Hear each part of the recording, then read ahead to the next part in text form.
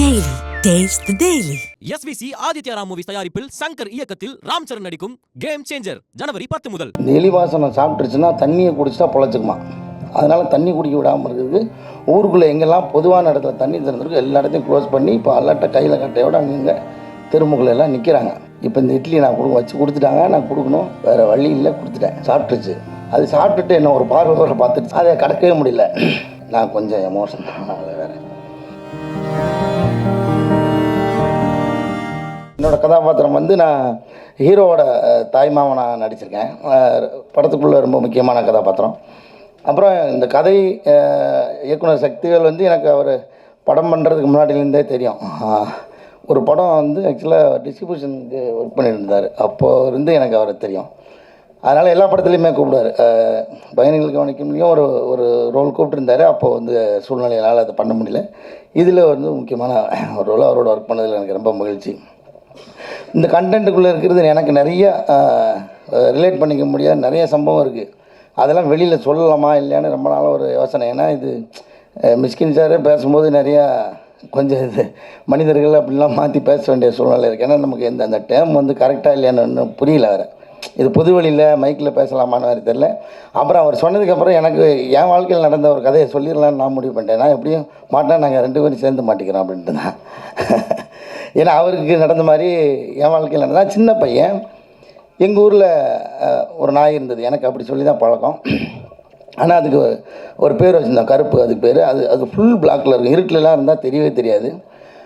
அது வந்து எங்கள் பெரியப்பா வீட்டில் இருந்துச்சு. எங்கள் அப்பாவுக்கு வந்து நாயை வளர்க்குறது பிடிக்காது. ஏன்னா அது வந்து ஒரு நாள் என்றைக்கா இருந்தாலும் ஒரு நாள் நம்ம இருக்கும்போதே அது நம்மகிட்ட விட்டு பிரிஞ்சு போவோம். அதனால் அந்த சோகத்தெல்லாம் நம்மளால் தாங்க முடியாதுன்ட்டு அவர் வந்து அது மேலே விருப்பப்பட மாட்டார். நாய் வளர்க்குறது எங்கள் அப்பாவுக்கு பிடிக்கவே பிடிக்காதனால எங்கள் வீட்டில் நாய் வளர்க்கலாம். எனக்கு நாய் வந்து பர்சனலாக பிடிக்கும்.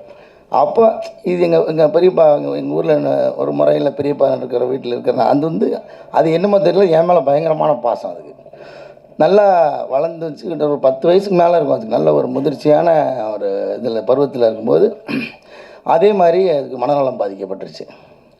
இப்போ என்னென்னா அது வேறு யாருமே அதை நெருங்கவே முடியல. கிட்டத்தட்ட ஊரில் ஒரு 10-13 பேரை கடிச்சிச்சு. இப்போ ஒட்டுமொத்த ஊரும் அந்த நாய்க்கு எதிராக திரண்டு நிற்கிது, இந்த நாயை கொன்னே ஆகணும் அப்படின்ட்டு. இப்போ என்னென்னா அவங்க வீட்டில் இருக்கிறவங்க கூட அந்த நாயை நெருங்க முடியல. ஏன்னா கடிக்க வருது, யார் போனாலும் கடிக்க வருது.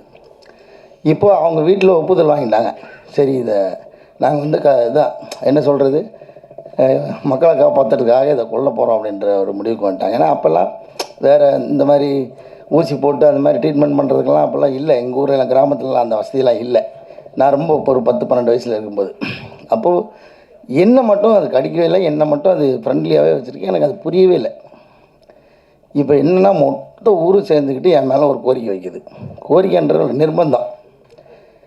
நாங்கள் வந்து ஒரு எலி பாசானத்தை வந்து தருவோம், அது நீ கொடுத்தா தான் சாப்பிடும், அதனால் நீ தான் கொடுக்கணுன்ட்டாங்க.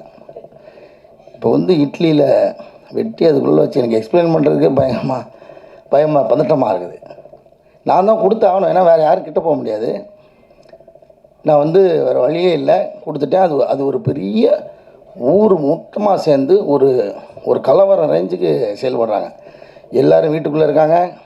அப்புறம் வந்து மாடு குடிக்கிறதுக்காக வச்சுருக்கிற தண்ணியெல்லாம் வந்து மூடி போட்டு மூடுறாங்க. ஒரு பரபரப்பாக இயங்குது. இது ஆரம்பிக்கிறதுக்கு முன்னாடி இப்படி ஃபுல்லாக அலர்ட் ஆகுது ஊரே. எனக்கு இது ஏன்னு தெரியாது. அப்புறம் தான் சொன்னாங்க, இந்த எலிவாசனம் சாப்பிட்டுருச்சுன்னா தண்ணியை குடிச்சிட்டா பொழைச்சிக்குமா, அதனால் தண்ணி குடிக்க விடாமல் இருக்கிறதுக்கு ஊருக்குள்ளே எங்கெல்லாம் பொதுவான இடத்துல தண்ணி திறந்துருக்கு எல்லா இடத்தையும் க்ளோஸ் பண்ணி இப்போ அல்லாட்ட கையில் கட்டையோடு அங்கங்கே தெருமுகளை எல்லாம் நிற்கிறாங்க. இப்போ இது யதார்த்தமாக என்னை பார்க்க வருது. இப்போ இந்த இட்லி நான் வச்சு கொடுத்துட்டாங்க, நான் கொடுக்கணும், வேறு வழி இல்லை, கொடுத்துட்டேன். சாப்பிட்டுருச்சு. இப்போ என்னென்னா இவங்க எல்லா இடத்துலையும் நிற்கிறாங்க, அது எங்கேயும் போக முடியாது. அது சாப்பிட்டுட்டு என்ன ஒரு பார்வை பார்த்துருச்சு. என்னால் அதை கடக்கவே முடியல. நான் கொஞ்சம் எமோஷன் தான். வேறு அப்புறம் என்ன ஆயிடுச்சுன்னா எல்லா இடத்துக்கும் ஏமாற்றி தப்பிச்சு ஓடிட்டான். ஊருக்கு வெளியில் ஊற்றுன்னு ஒரு குட்டை இருக்கும், அந்த குட்டையில் போய் தண்ணியை குடிச்சிட்டான், தப்பிச்சிட்டான். இப்போது ஆனாலும் ஊர் இதுக்கு எதிராகவே தான் நிற்கிது. ஆனால் எனக்கு என்னென்னா நல்ல வேளை என் கையால் அது சாகலை. அப்படி திரும்பவும் அந்த அப்ளிகேஷனுக்கே வந்தாங்க. இனிமேல் அதை செய்ய மாட்டேன்னு சொல்லி எங்கள் வீட்டிலலாம் வேறு என்னை திட்டினாங்க. அது எவ்வளோ பெரிய பாவம் தெரியுமா? எனக்கு தெரியாது இது தண்ணி குடிச்சா பழச்சிக்கொன்றது. இதெல்லாம் இவ்வளோ திட்டம் பண்ணுறது நீ கொண்டு போய் வச்சுருக்கேன்னா எனக்கு தெரியாது. அவங்க கொடுக்க சொன்னாங்க, இல்லை நான் தான் கொடுத்து ஆகணுன்ற இடத்துல வந்ததுனால நான் கொடுத்துட்டேன் அப்படின்னு போய் சத்தம் போட்டாங்க. இனிமேல் அதை பண்ணக்கூடாது, அது பெரிய பாவம் அப்படின்னு சொன்னதுனால நான் பண்ணல. அப்புறம் இந்த ஒட்டுமொத்த ஊரும் ஒன்று திரண்டு எப்படிலாம் முடியுமோ அப்படிலாம் ஒரு திட்டமிட்டு அதை பிடிச்சி கடைசியில் தூக்கில் ஏற்றினாங்க. ஊரில் வந்து மாட்டு வண்டியில் தூக்கில் ஏற்றுவாங்க. அதை கூட எனக்கு விளக்கமாக சொல்கிறதுக்கு பதட்டமாக தான் இருக்குது. சாதாரணமாக மாட்டு வண்டியில் சுருக்கு போட்டு கட்டி வச்சுருவாங்க. அந்த மோக்கால்னா அந்த மாடு கட்டுற இடத்துல கட்டி வச்சுருவாங்க. அப்புறமா பின்பக்கமாக இருந்த வண்டியை வாரிடுவாங்க. அந்த மோக்கால் அப்படி தூக்கிடும், அது துடிச்சு செத்துரும். இப்போ என்னென்னா ஊருக்கு எல்லா மக்களையும் காப்பாற்றிட்டோம், ஒரு வெறிநாய் கடியிலேருந்து எல்லோரும் காப்பாற்றிட்டோம்னு ஒன்று இருக்குது. ஆனால் இந்த நாய் செத்துருச்சு. இந்த சூழ்நிலையில் யார் பக்கம் நிற்கிறதுன்றது எனக்கு அப்போவே தெரியல எனக்கு. அது மாதிரி இந்த படத்துக்குள்ளே ஒரு பதட்டம். நான் நடித்தம்போதுலாம் பெருசாக அதுக்குள்ளே எனக்கு கதை தெரியும், எனக்கு தான் விஷுவல் நான் படம் ஃபுல்லாக பார்த்துட்டேன்.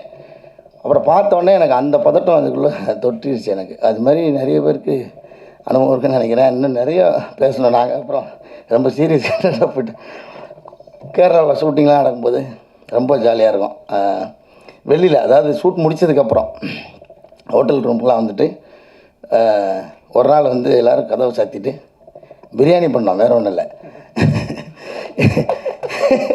ஏன்னா ஒரு 10-15 நாள் ஆச்சு நமக்கு இந்த ஒரு சாப்பாட்டு பிரியாணி. நான் எப்போ என் வண்டியில் கிச்சன் வந்து காரில் டிக்கியில் இருக்கும். எல்லாமே ஒரு மினிமைஸாக அப்படி வச்சுருப்பேன்.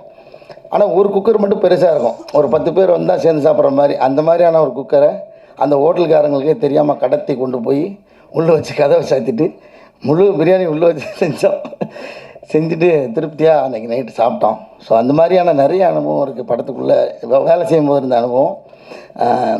எல்லாருக்குமே ரொம்ப நன்றி. இன்னும் நிறைய பேசுகிறதுக்கு இருந்துச்சு, ஆனாலும் எனக்கு டைம் இல்லை. ரொம்ப நன்றி. எல்லாருக்கும் தனித்தனியாக பேர் சொல்கிறதுக்கும் எனக்கு நேரம் இல்லை. ரொம்ப நன்றி. கதை கேட்டவுடனே நான் 2 விஷயம் தான் அவர்கிட்ட கேட்டேன். சார் நீங்கள் என்கிட்ட சொல்கிற கதை எனக்கு ரொம்ப பிடிச்சிருக்கு.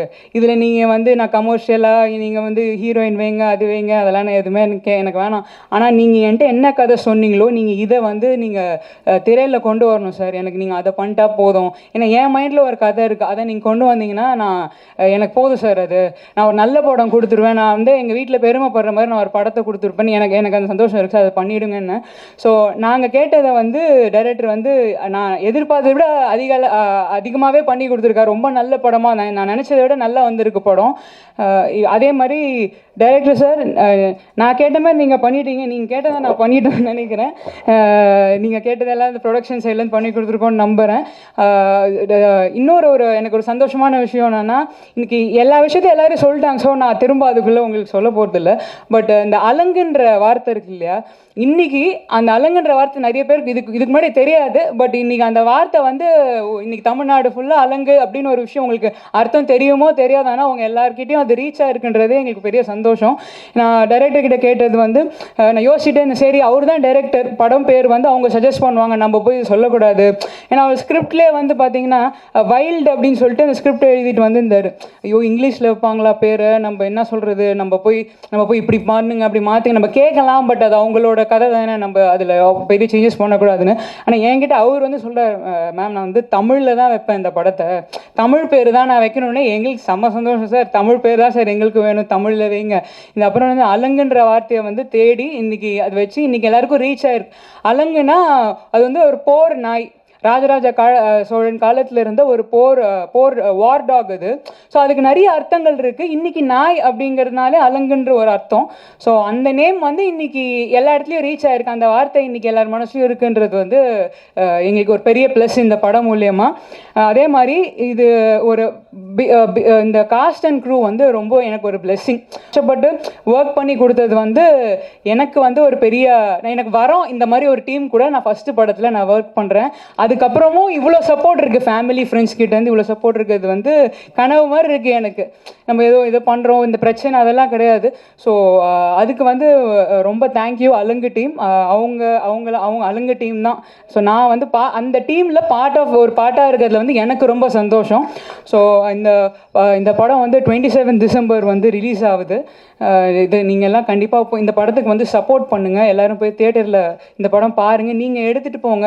நீங்கள்லாம் என்கரேஜ் என்கரேஜ் பண்ணாதான். ஏன்னா இன்னைக்கு சினிமாவில் வந்து இந்த படத்தில் ஒரு 300 பேர் 400 பேர் கிட்ட ஒர்க் பண்ணியிருக்காங்க.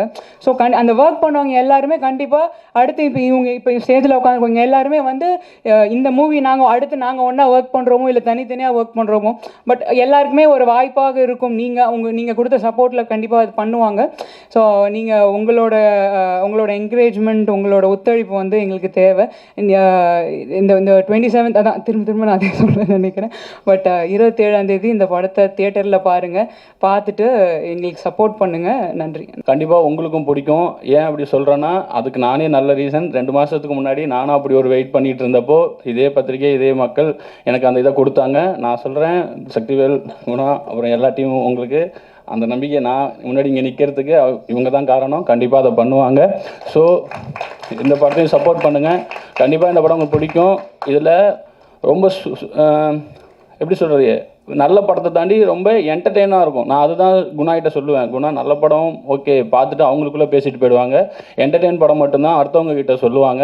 ஸோ இந்த படத்தை நான் எல்லாத்துலேயும் சொல்கிறேன். ஏன்னா ரொம்ப எங்கேஜாக ரொம்ப சுவாரஸ்யமான ஒரு படமாக இருந்தது. அதே மாதிரி சக்திவேல் ப்ரோ சொன்ன மாதிரி அம்மா கேரக்டர் எனக்கு ரொம்ப எல்லா கேரக்டரும் நல்லா பண்ணியிருந்தாங்க. எனக்கு அவங்க கேரக்டரோட ஸ்க்ரீன் ப்ரெசன்ஸாக இருக்கட்டும் எனக்கு ரொம்ப இந்த படம் பார்க்கும்போது எனக்கு ஒரு நான் குணா கிட்ட கேட்டேன், அந்த அம்மா ரொம்ப சூப்பராக பண்ணியிருக்காங்க குணா அப்படின்னு சொன்னேன். ஸோ மேம் வாழ்த்துக்கள். இது எல்லாருமே நிறைய பண்ணியிருக்காங்க, அவங்களுக்கு என் வாழ்த்துக்கள் தேவைப்படாது. உங்களுக்கு நான் ஃபஸ்ட் டைம் பார்க்க நான் சொல்கிறேன். ஸோ இந்த படம் அவ்வளோ உண்மையாகவும் நேர்மையாகவும் ரொம்ப அழகாகவும் இருக்கும். அதே மாதிரி ரொம்ப ஃப்ரெஷ்ஷாக இருந்துச்சு. டெக்னிக்கல் டீம் பாண்டியராஜ் கேமராமேன் அவராக இருக்கட்டும், ஷான் லோகேஷோடைய மிகப்பெரிய ஃபேன். முக்கியமாக அவரோட ட்ரைலர் கட்டுக்கு இப்போ இந்த ட்ரைலர் கட்டும் எனக்கு ரொம்ப பிடிச்சிருந்துச்சு. ஸோ ஷான் லோகேஷ் எல்லா டீமுக்கும் டெக்னிக்கல் டீமுக்கும் ரொம்ப ரொம்ப நன்றி. கண்டிப்பாக இந்த படம் ஜெயிக்கும்.